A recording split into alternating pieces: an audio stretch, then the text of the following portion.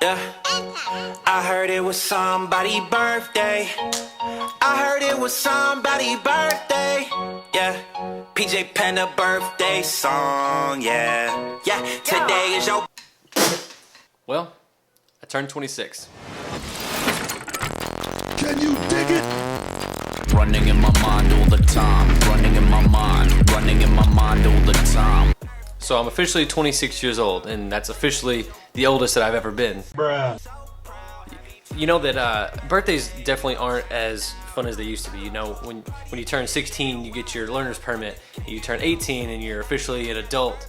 You turn 21, you can drink on your own. Your 25 hits, and you're like, oh my God, let's chill out. I'm at a quarter of a century now.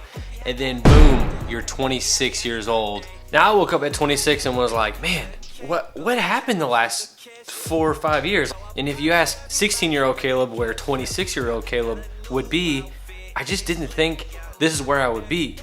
You know what? Let me explain. So, it's here. No!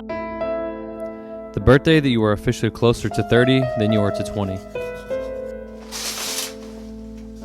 You start to reflect on life and everything you haven't done because the end is inevitably near. It is over.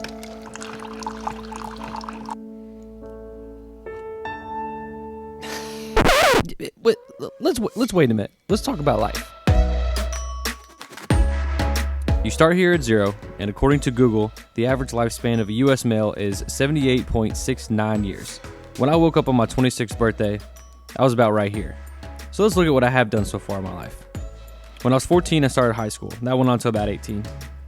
Also, at 16, I got my first job at a restaurant called Aspen Creek.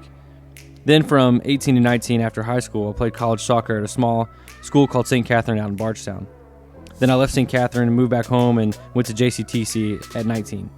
While at JCTC, I delivered pizzas to make money in a 2001 Honda Accord that looked just like this one. At 20, I officially dropped out of college and I became a sales manager at AutoZone. Did that until about 21, then I got a job as a mechanic and a bodywork specialist working on semi-trucks.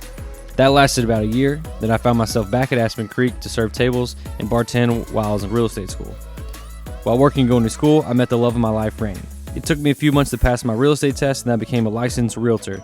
After about a year, we got our first apartment together, then came 2 cute doggos. Then at 24, we bought a house. At 25 came our sweet little baby boy.